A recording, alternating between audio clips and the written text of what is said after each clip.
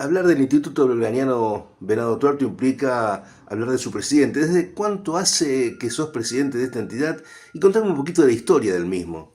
Sí, desde 2022 estoy como presidente y la historia es muy rica acá en lo que es la filial del Instituto Belgraniano acá en Venado Tuerto. Empezó en abril del 2014, vecinos reunidos y comprometidos eh, con el ejemplo, con la figura de Manuel Belgrano, empezaron a formar este instituto, esta filial. Varios de esos vecinos de estos venadenses continúan en el instituto, somos más de 10 personas que participan. Hicieron muchas cosas, el recorrido es muy importante, con actividades, con difusión de todo lo que tiene que ver con Belgrano. Y bueno, y puntualmente lo que hacemos es, una vez al menos, nos reunimos. La sede nuestra, digamos, a nivel de lo que tiene que ver para identificar el instituto, está en el Museo Cayetano Silva, en la Casa Histórica. Docentes, en tu caso. Sí, estudio ciencia política y me dedico a dar clases, digamos, lo que más hago, historia, sociología, política educativa, docente de nivel secundario, terciario y universitario.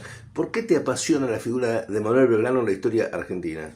Creo que es una figura que, digamos, igual que San Martín, que hay un consenso generalizado de adhesión, digamos, se rescatan mucho los valores, digamos, de ellos, bueno, puntualmente por Belgrano que me pregunta, digamos, por el desinterés que tuvo, el desapego por lo material, el de no hacer primacía en la parte de los cargos, sino en cuestiones, en objetivos mucho más grandes y renunciando a lo particular en pos de lo global, de lo que fue nuestro país, la historia de nuestro país. Además, qué versátil, ¿no? Porque fue de todo un poco.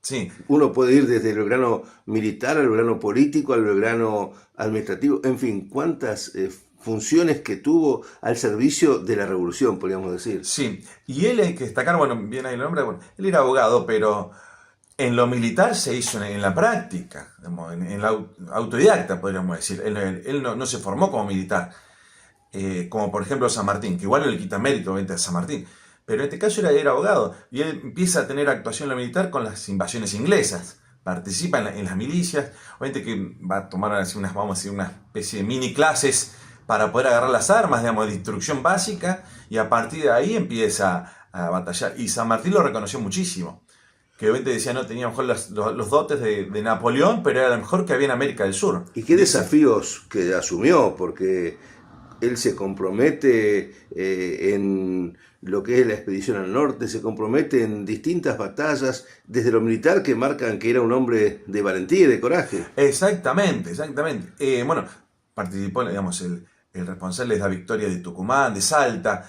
Eh, Hizo, digamos, mucho en su momento, a lo mejor con lo poco que había, y estuvo muy comprometido en momentos clave en nuestra historia, como lo de la Revolución de Mayo, de 1810, o lo del 9 de julio de 1816, porque tuvo también participación en lo que fue el Congreso de Tucumán. Entonces, en una vida, digamos, que él vivió en total 50 años, pero la verdad que fueron muy fructíferos en cuanto al aporte de lo que le dio a nuestra historia. Y bien decías, ¿no? Que murió pobre en 1820, así, realmente hasta, podríamos decir, en cierto ostracismo, cierto olvido de su generación, ¿no? De los hombres y mujeres de su generación. Exactamente, de hecho, el diario, que el principal diario que había en ese momento, no fue noticia, no salió. Al otro día, después apareció algo, pero muy insignificante prácticamente para lo que era la noticia de ese Exactamente. momento. Recién al año se hace un acto importante y se empieza a rescatar la figura de él. Pero el día de él, el 20 de junio de 1820, cuando fallece, es muy recordado porque ese día hubo 3 gobernadores en la provincia de Buenos Aires. Claro.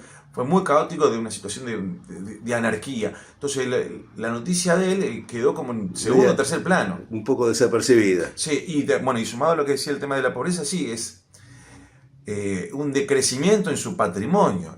La familia de él, el padre era comerciante, era una familia muy rica.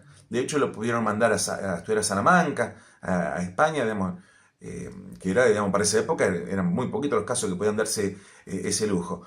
Y termina pobre, habiendo tenido mucho capital la familia, y él incluso habiendo renunciado, por ejemplo, al premio que en su momento le dio la Asamblea del año 13 por la victoria de Salta y Tucumán.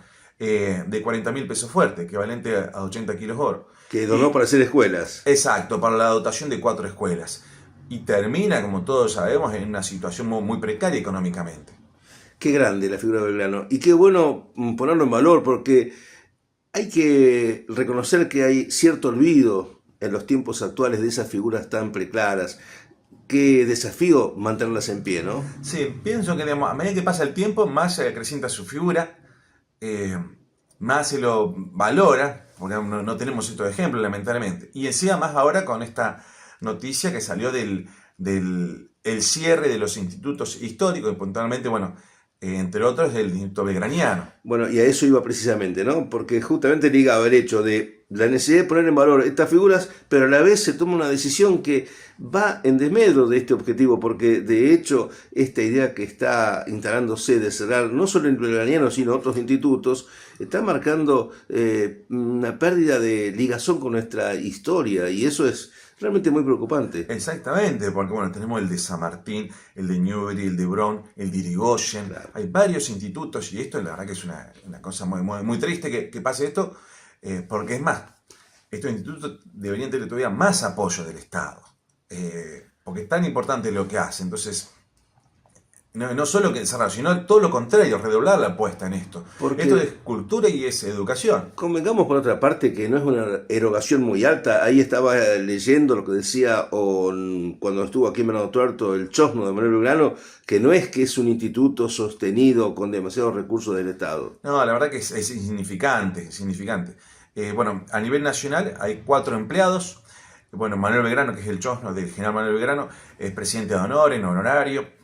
Hay 3 empleados que trabajan, son monotributistas, que cobran menos de 600.000 pesos. No tienen un inmueble propio.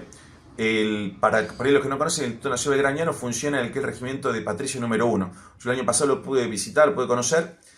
Ahí tiene una sala y 3 dependencias, 3 oficinas, es muy pequeño el lugar. Obviamente no se paga alquiler, no se paga luz. El gasto que debe tener es internet, teléfono, con lo cual, digamos, lo que es en la parte de propietario, eso no hay gasto. Estamos hablando de que hay libros, cuadros, pinturas, está el escritorio de donde está el presidente y la secretaria. Bueno, hay un investigador que trabaja muchísimo, tiene muchas tareas. En lo que es presupuesto no es O sea que por ahí no pasa entonces una cuestión que implique un ajuste que en otras áreas se puede entender, pero en este caso no resulta lógico. ¿Cuál será el trasfondo finalmente? ¿Qué está pasando? Bueno, el decreto 346/2025 del Poder Ejecutivo Nacional. Yo lo que creo por ahí es que habrán visto muchos institutos y digamos, ni siquiera se fijan los nombres y ni tampoco para mí no deben conocer, digamos, los que toman esta medida, nada de lo que les estoy contando, de dónde está la sede y todo eso y el trabajo. Acá también la filial de acá es ad honorem, digamos, por ahí cuando tenemos un gasto, a lo mejor lo pagamos entre los integrantes, cuando un gasto que no... ¿Tienen alguna partida municipal de sostenimiento aquí en Venado Tuerto? En su momento, por ejemplo, cuando vino, que usted recordaba esto, lo de la visita del Chosno, nos ayudaron para lo que fue el tema del hotel y los pasajes en colectivo, digamos, pero si no nosotros, digamos, salvo una actividad así, sino, digamos, lo cubrimos entre nosotros, y también lo que recibíamos del Instituto Nacional Belgraniano, que ahora veremos cómo se va a continuar. Siempre que nosotros vamos a un colegio por primera vez, llevamos un manual con guía didáctica de nivel inicial, primario y secundario, un manual que lo donamos al colegio, pero que viene del Instituto Nacional Belgraniano. Y también nos dan una lámina siempre. Y nosotros lo que hacemos acá es encuadrarla y la entregamos en el colegio. Entonces, todo ese material sería, entre comillas, por ahí para quien ven el tema de la cultura y la educación como un gasto. Eso sería a lo mejor el gasto, entre comillas, que es lo que nosotros repartimos acá. Pero después, digamos, no hay una cuestión económica. Lo que se está ahora mencionando, por lo último comunicación que tuve con Manuel Belgrano, fue que se está viendo la forma de seguir, digamos, la idea es seguir, ya se están tomando las acciones, me dijo que tengamos paciencia, en estos días seguramente va a haber novedades. Una de las cuestiones que por ahí leí que puede ser, digamos, continuar como una asociación civil, pero la idea es continuar porque, digamos, es claro, inimaginable que esto no se pueda continuar. Digamos, esto es obra de vecinos con buena voluntad, tanto acá en Venado como lo que pasa allá en Buenos Aires, pero hay muchas filiales en el resto del país y también en el exterior. Así que bueno, le estamos esperando ahí las novedades que vengan desde a nivel nacional para ver cómo ¿Hay seguimos. en este sentido alguna expectativa favorable para que pueda revertirse esta decisión del gobierno o ya están pensando en variantes como por ejemplo transformar el instituto desde el punto de vista de su estructura jurídica en una asociación civil? Yo, por lo menos hasta ahora no hemos tenido novedades. Yo en mi caso no creo que haya un cambio, es lamentable. Por otro lado, volviendo a la figura del presidente del Chosno, eh, no hay ni un auto, por ejemplo, tiene, digamos, o otra propiedad, algo que tenga por parte del Estado Claro. eh, para él. Pero, digamos, sería claramente un caso de alguien que tendría que tener un auto a disposición, un chofer. ¿Por qué digo esto?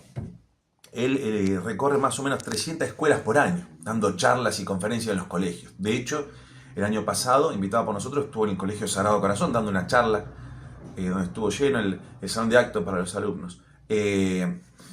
Donde va es muy bien recibido el respeto que hay, cómo se le escucha y lo que infunde en el tema de valores, digamos, porque estamos hablando de alguien que descendiente directo de Manuel Belgrano y que habla y que difunde, digamos, eso tiene mucha llegada. Entonces, no solo que, digamos, que tendría que ir en contra de la medida que se ha tomado, sino a su vez más apoyo, más ayuda. Recuerdo la presencia del Chosno porque no solo estuvo en el Colegio del Corazón, sino también en el Museo Cayetano Silva, una charla muy pero muy interesante, e incluso hicimos una entrevista en este mismo lugar, creo, y qué notable que un año después esté pasando esto, qué paradójico y además sorprende y molesta, ¿no? Sí, es inimaginable, creo que nadie se lo esperaba. Y la misma realidad está pasando con el Instituto San Martiniano, y después los otros institutos también nombré. El Instituto San Martiniano, eh, la- por lo que he leído, digamos, la idea es bajar la jerarquía, que se transforme en museo. No lo eliminan porque fue creado por ley, pero incluso hay una donación acá. Digamos, y así Claro. todo, bueno, es como que se quiere en contra del Instituto San Martiniano. Y como está esa donación, bueno, por eso pasaría a museo. Pero estamos hablando de que todo este instituto tiene una gran historia, un gran patrimonio en cuanto a lo que es material y recursos, que debería difundirse todavía mucho más. Digamos, lo que se hace todo a pulmón. Bueno, profesor de historia, obviamente el valor de la historia es clave, ¿no? Ese viejo concepto, conoce el pasado para entender el presente y presentar el futuro. Definime un poco tu mirada del significado de conocer la historia, más o menos en estos tiempos. Sí, y sumado a eso, Julio, el tema de que la historia nos ayuda a no repetir los mismos errores del pasado. Y acá lo que nosotros podremos ver, en su momento los gobiernos en Buenos Aires no colaboraban con Belgrano, le retaseaban apoyo, incluso a veces les pedían medidas para que fuera en contra de sus principios. Él a veces desobedeció eso e hizo las cosas. Digamos, no contó con el apoyo que debería haber contado en su momento. Bueno, y fue rebelde hasta para la creación de la bandera, ¿no? Exacto, a eso me refería, y varias circunstancias. Entonces, bueno, la idea nosotros también pensamos seguir imitando el ejemplo de Belgrano. Y volviendo a lo que me planteaba, la historia es muy importante conocerla, nos ayuda a entender y a proyectar hacia adelante, teniendo en cuenta lo que ha pasado. Nosotros lamentablemente tenemos esta cuestión de repetir varias veces los errores del pasado. Los pueblos que no la conocen están condenados a repetirla. Pero es muy importante y ayuda a entender y a pensar la historia. Emilio Rodríguez, muchísimas gracias. Y bueno, seguirá entonces esta lucha del Instituto Belgrano para su continuidad, su existencia y su tarea tan valiosa. Sí, seguiremos seguramente difundiendo la fibra Belgrano. De hecho, la semana pasada, el martes, estuvimos en la escuela 602 dando una charla para los alumnos, aproximadamente 60 alumnos. Llevamos un manual, entramos un cuadro, digamos, la idea es continuar, más allá de estos contratiempos. Muchísimas gracias. Gracias.